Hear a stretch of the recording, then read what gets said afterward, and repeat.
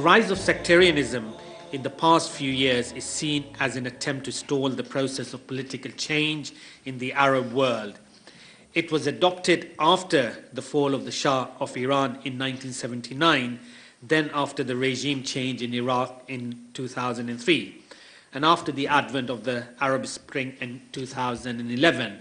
And I would actually say that really the victory of Hezbollah in 2006 against the Zionist forces was perhaps a prelude to the, if you like, the acid atmosphere that has been created in the Muslim world of sectarianism, and not only just sectarianism vis-a-vis within the Muslim camp, i.e. Shia-Sunni sectarianism, but also other minorities living in Muslim countries have also been targeted, whether it is the church being bombed in Lahore or other Christian places, and of course the coverage that we have seen of the Christian town of Malula in Syria itself. So it's quite extraordinary how sectarianism is moving.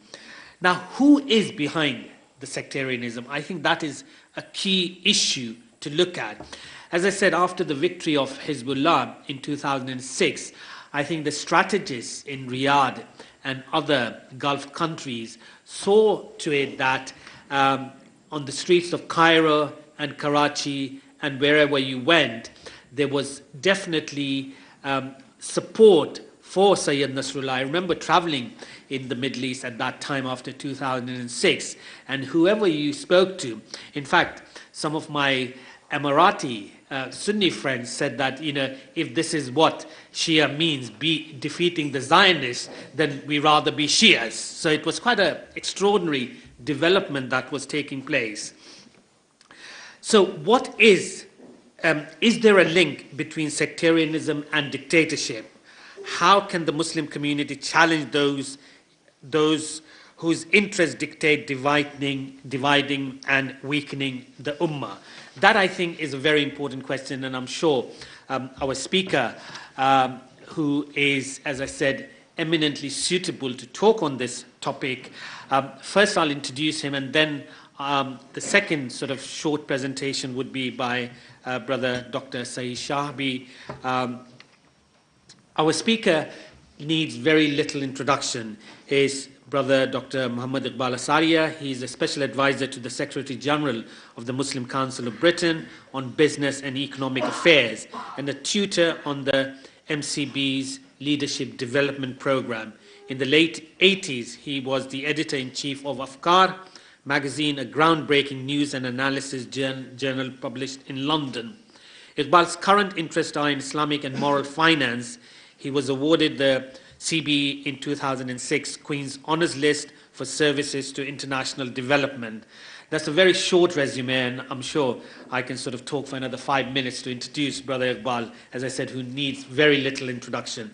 So can we please warmly welcome Brother Iqbal Asaria for his presentation. This subject is quite involved and complicated, and we need to understand it in a little bit more detail than just look at anecdotal evidence from here and there, because that doesn't give us a bearing on the thing. There are two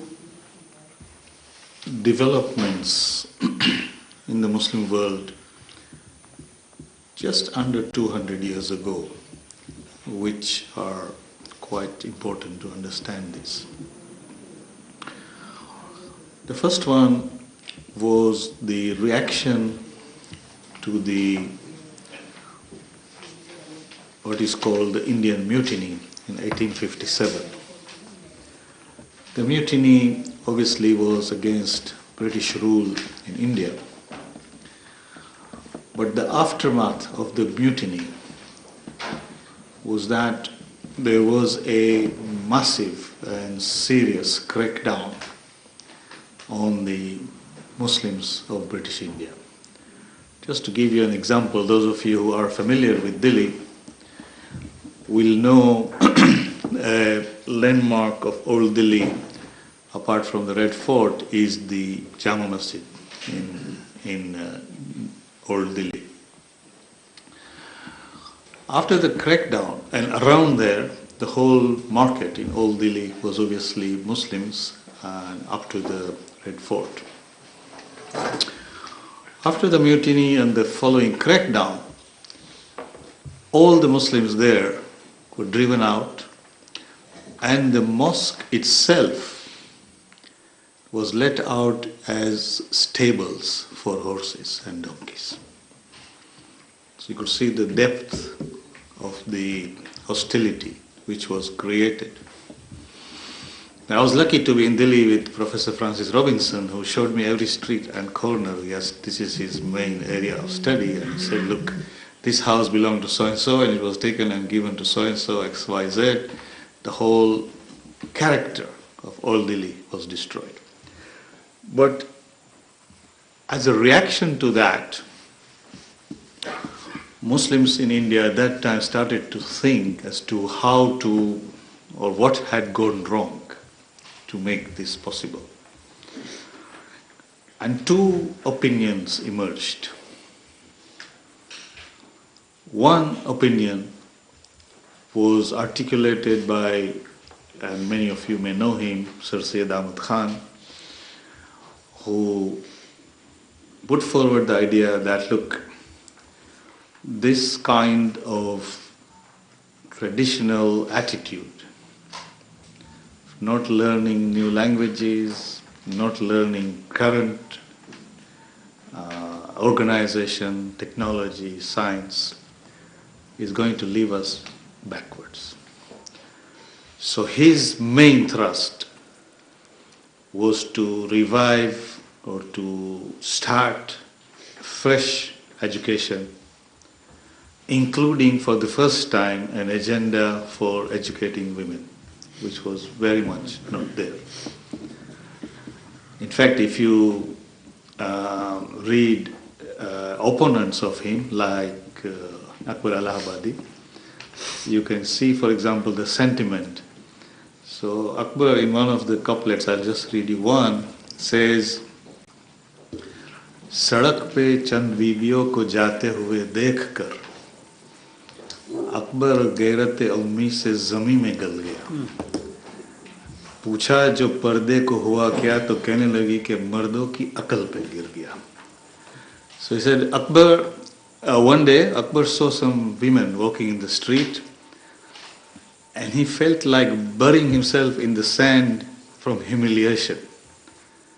He asked them, what happened to your hijab? They said, we threw it on the brains of men. See, Sir Syed's idea of educating women was sort of satirized by people like Akbar, that this is wrong. Anyway, that was one trend which was very much in terms of understanding, accommodation, dialogue, discussion.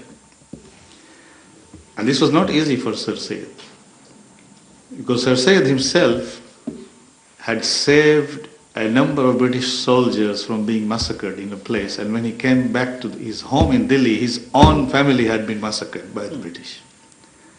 So obviously when you see that, you might become angry and take a kind of direction which could be quite extreme. But he went back and reflected, and he said the only solution is this. The other reaction, and this is the more relevant one in this context of what we are looking at today, was the idea that it was the failure was because the Muslims were not Muslim enough. They should become more pure Muslims. This, as you will note in today's context, is the root of what we call Salafism. And that was embodied in the Deoband seminaries. As far as it went, there wasn't any problem there. But it had the roots and seeds which could easily develop into extremism. And today, if you go back, you will see that most of the Taliban, all of the Taliban in fact, have come out of the Deoband way of thinking. The closed, restricted minds, the hatred of other cultures and civilizations.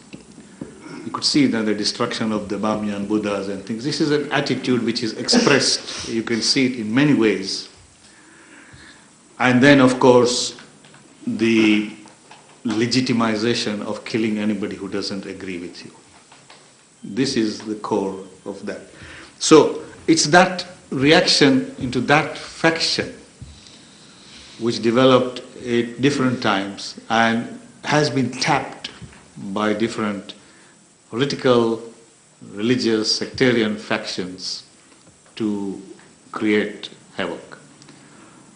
And we will come to that in Pakistan, especially during the time of Zia, what kind of havoc was created out of that. The other development about the same time is the rise of Wahhabism in the Arabian Peninsula. Again, talking about a Salafi agenda, going back to the roots and closing your minds, labeling everything else as bid'ah or innovation, and also legitimizing killing of people who did not accept your viewpoint. So unless we get these two in mind, we cannot understand what is happening today. Now, what happened for recent times? The first thing is that with the Russian entry into Afghanistan, and this was, of course, during the time of the Cold War, so this was a very big challenge to the United States and its allies. They were ready to do anything to get the Russians out from there. They were able to bring this Wahhabis and Devbandis together. The Wahhabis funded and the Devbandis provided the cannon fodder for creating what were called the Mujahideen in Afghanistan. And it is not long ago that President Reagan hosted the Mujahideen and compared them to the founding fathers of the United States. If you read Professor Mamdani's book, Good Muslim, Bad Muslim, that is all documented there. We may like to forget it, but that's the root. You bring these two extremists together. So the funding was coming from Wahhabis, and the manpower was coming from the Darul Ulooms and whatever Devbandi madrasas in Pakistan. This formed the Taliban, which then took over Afghanistan and also forced the Russians to go out. At the same time, another development happened, and that was the triumph of the Islamic Revolution in Iran. Now, this of course was a big challenge to the established order, not only the Americans but also everybody else.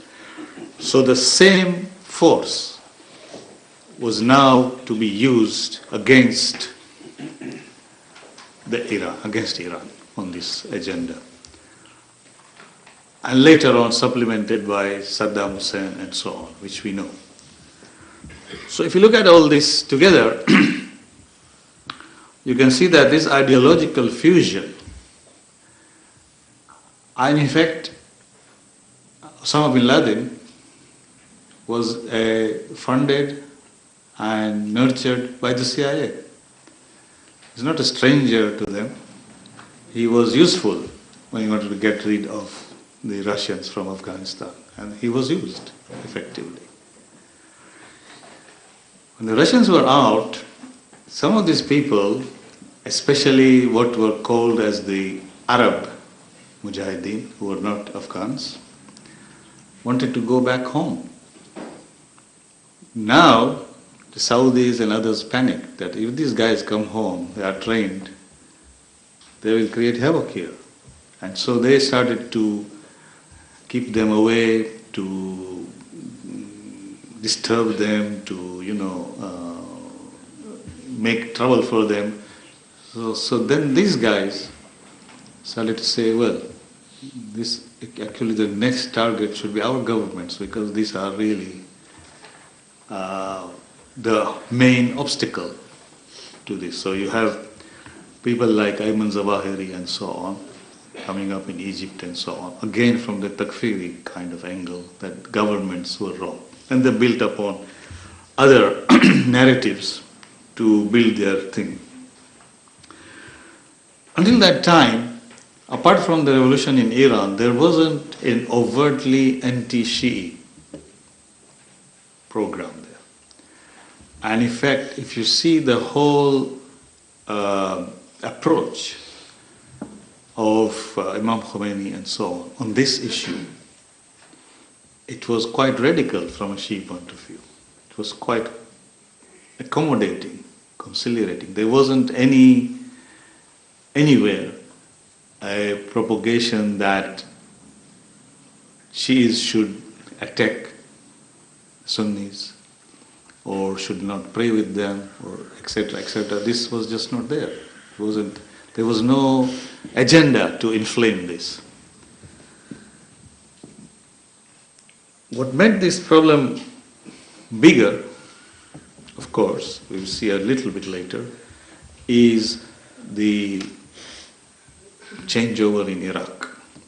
But before that, with the coming of Sadat and Mubarak in Egypt,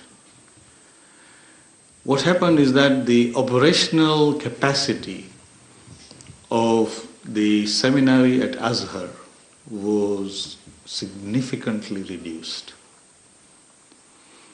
The number of foreign students coming to Azhar started to fall, both because of lack of finance and lack of enablement from the government. They weren't left alone, they were actually discouraged from this agenda. This gap was filled by the newly rising universities in Medina and Riyadh. So it became Saudi funded. Anybody wanted to go, they could go and study there and come back. Obviously, there is a difference between the thinking in Azhar and thinking in Medina. This Medina was coming out with Wahhabi Salafi thinking, whereas Azhar was much more accommodating. And you can begin to see the impact of this just around the time of the revolution. For example, if you go to East Africa, West Africa, Malaysia, Indonesia, you would find the beginning of this problem, and this is I'm talking only amongst Sunni communities, not Shia at the moment, and Sudan. You would find, for example, some of these people returning from Medina saying that to celebrate the birthday of the Prophet was bid'ah. So you would know in Mombasa, for example, Mawlid is a week-long celebration. Now, if somebody suddenly comes and says this is not right, those people have been celebrating for hundreds of years. You know, what's wrong here? The Sudanese just couldn't understand what's happening here. Nigerians, same. So you see, this way there was the beginning of a split. But this was reinforced by more and more scholars, if you like, coming back from Medina rather than Azhar. And in Malaysia, Indonesia, you could actually trace extremism rising as these people came from Medina. So today, it's the same thing. Most of the people are coming back from Medina University. And you just have to go to that university to see that nothing good can come out of it. And unless we address that, we're not going to cure this problem, because it's embedded in the whole structure of instruction, the background which informs that instruction, and so on. And this is the big problem. Now the second big problem which happened is the changes in Iraq, of course, with the American intervention and so on. Clearly, there was an understanding, especially in Britain, that if one was to attempt to bring any kind of democracy in Iraq, at the end of the day, it will be a Shi'i-dominated government, because the majority of the people of Iraq are Shi'is. So however you formulate it, it will be that.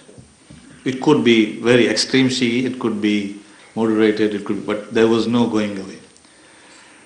So the British and our current head of MI6, John Sawyers, was the key advisor, had advised the Americans not to do this. They said that he said that Iraq can only be ruled by a strong Sunni dictator. It can never be allowed to be a democracy.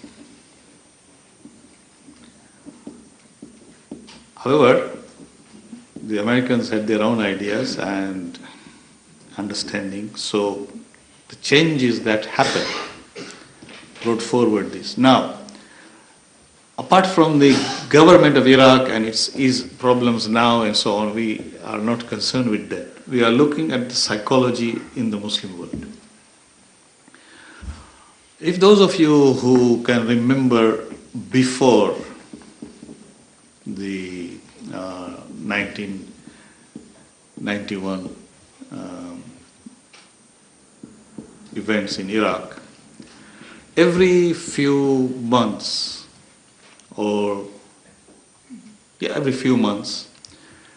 a number of Iraqis would be rounded up and expelled to Iran. And Saddam would say that these are Persians whom we are expelling. In the Arab mind, generally, the idea had come historically, which we'll show you it's wrong, that Shiism was a Persian deviation of Islam. It had nothing to do with Arabs. Of course, this is not true. We know that Shiism started in Kufa, and then Iran is only a Shi'i state for the last 500 years. So for 1,000 years, it was a Sunni state. Only under the Safavis, it became a Shi'i state. But that's history, we don't want to go. We're looking at psychology. Now you imagine that suddenly you find a situation where you are told that a majority of a big state in the Arab world, and one of the key states in terms of Iraq, intellectually and otherwise, is a majority Shi'i Arab state. The whole historical narrative falls. And what you are seeing now is an attempt to reverse that and resort back to saying that this is not true. It is, Arabs cannot be majority Shia. You see the same narrative playing out in Bahrain, where they have tried their best to show that the majority Shi'i population in Bahrain is somehow Iranian or Iranian influenced. But clearly it is not. In fact, in Bahrain is a very strange situation. When I went there, I found that a lot of the Sunni people, they speak Farsi in their homes. The Shia, they don't speak Farsi. So it was quite a strange observation. Obviously because they came from Bandalange and so on, so they did speak Farsi, the Sunnis.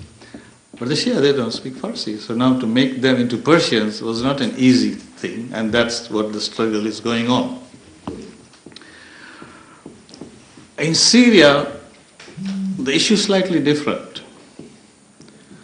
Of course, the Syrian government is not a Shi'i government.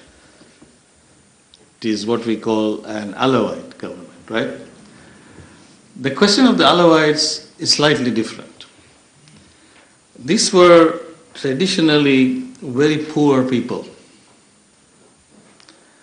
And out of their need, they were driven away from the city into the mountains. And because of economic necessity, a lot of their children joined the army. It was only employment available. Eventually, Hafiz Asad, who was in the army, who was from that group, took over the country and, of course, established that dictatorship. And that continues. So it is clearly a minority grouping which is now having a control on that. So it's a very difficult situation, but it's not a Shi'i-Sunni situation. But you can now portray it as all kinds of things depending on what your agenda is. And you can see very extreme kinds of sectarianism playing out in Syria at the moment, which is quite disturbing. And for the majority of the population, it is the worst of all worlds. I do not know how they are going to get out of that.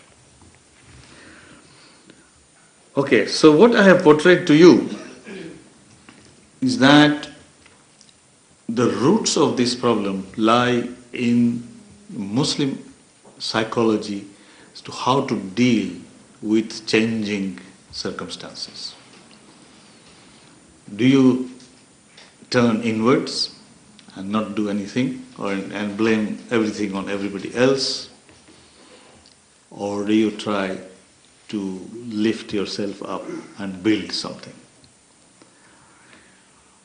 In this scenario, of course, there is another change. 50 years ago, 60 years ago maybe, very few people questioned the monarchy. It was normal. Today, if somebody says, I want to be a king, hereditary here, I don't think they will find a hearing in any place. So the whole idea of man, how to rule themselves, has changed. Now here you have a geriatric monarchy in Saudi Arabia, which obviously that kind of change is extremely problematic to them, because that means the end of them. So they are trying to avoid that change as much as possible, right? And you can see that it's not necessarily only anti-Shi'i. Their whole activity against the Muslim Brotherhood in Egypt, in terms of helping to overthrow them and then funding this military regime, is clearly quite interesting, and it puts a lot of the Muslim Brotherhood, the Jamaat, the Islami and so on in a very big dilemma, that their patrons are now quite clearly set upon destroying them because they cannot live with that. So I think this sectarianism, and in fact one of the reasons for Morsi's overthrow could be that there was a feeling that eventually this brotherhood kind of thinking may come closer to Iran and therefore will challenge the status quo. So you can see that this is not a simple problem to solve, and it's really simple people who are then radicalized and resort to all kind of nonsense. But at the top, the game is quite clear that there is a battle for survival here and a narrative which has passed its sell-by date. And that is always the most dangerous stuff. Now, in terms of solution, I think the change will come from within the Sunni world. There will be a reaction against this extremism, and there will be movement to curb it. This has always happened before, and it's going to happen again. The question is when and how. Thank you very much. Assalamu alaikum. Now, sectarianism, what is it, how, and where is it leading to? I want just to put few points to you, not deliberate and deliberated lecture. But first of all, I want to say that those who are promoting sectarianism are themselves not religious. The source of it, the funding of it, is from people who do not believe either in Shiism or Sunnism. Those dictators are neither Shias nor Sunnis. They are dictators, and dictatorship has no religion or sect. This is number one. Number two, the sectarianism is intended again to be and directed against the Sunni world rather than the Shia. Although in the outside, and the victims are mainly Shia, they are killed, they are bombed in Iraq, in Pakistan, in Afghanistan, in Lebanon, in Bahrain. Although the Shias are the victim, but the idea is to keep the Sunnis away from their real challenge. The real challenge is to establish freedom, is to gain freedom, to get rid of dictatorship. If you do not make the Sunni world, especially after the Arab Spring, and you could see that it has only flourished recently after the Arab Spring. And I also agree with Iqbal that 3 times this sectarianism has flourished or has been pushed to the agenda. First, after the Islamic Revolution in Iran, because the Saudis and the people in the Gulf realized that the winds of change were about to blow on them. So by creating sectarianism, by saying Iran is a Shia, they are Persians, they played the 2 tones of sectarianism and ethnicity and racism to stop the winds of change, that they are different people, we have nothing to do with them. So they made the people busy with sectarianism rather than being busy with the attempts to change. And the second time it came after Iraq change.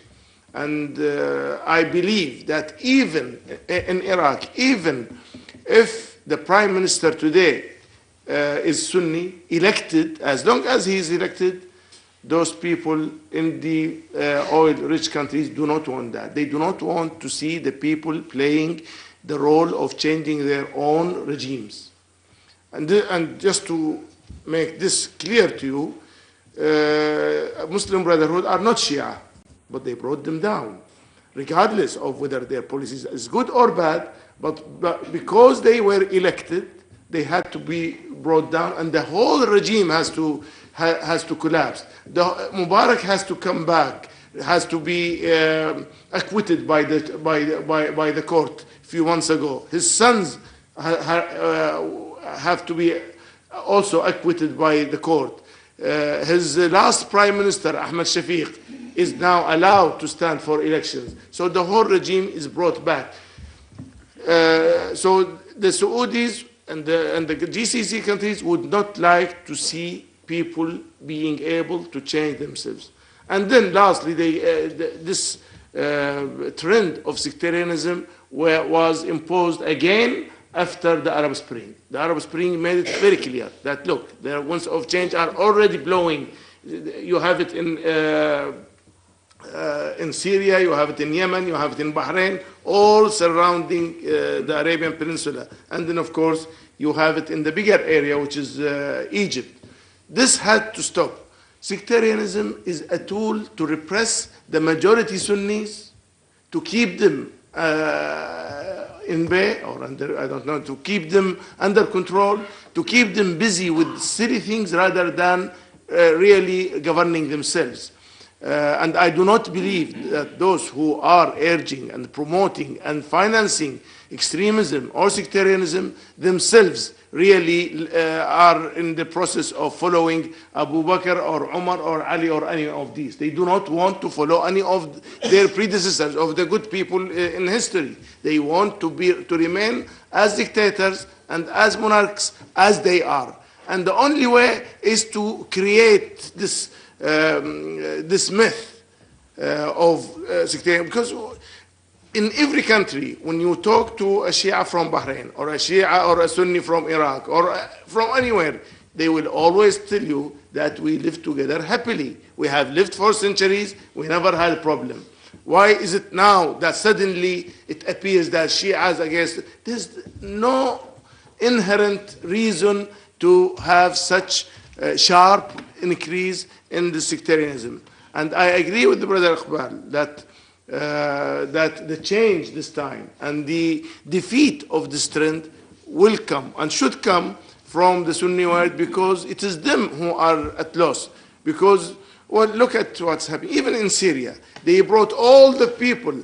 You see, and I agree with him that after Afghanistan, they were overwhelmed by the number of those people who were battle hardened and who could come back to those countries and start to do mayhem there. So they took them to Pakistan, to Iraq, and Iraq is a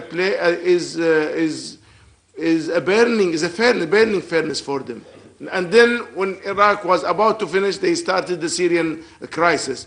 Of course, there was a revolution in Syria. Anyone who wants to deny that there was a revolution at the beginning is denying the fact. There were people with genuine demands, but suddenly that would not have been supported. A genuine change of regime by the people in Syria would not have been supported by those monarchies. But this is why we saw now Syria has become another graveyard for our youth. I mean, those people who are being killed every day from whatever sect, these are our people, they are humans. But how could they be allowed to die in their hundreds, in their thousands, every day, to die themselves and to kill the others? I think this is the biggest treachery of our rulers in modern history. And unless this awareness is spread among the people, among the masses, so that they stand up against it and ensure that it fails, I think we will not be doing service to our own selves or to our own humanity. Thank you very much.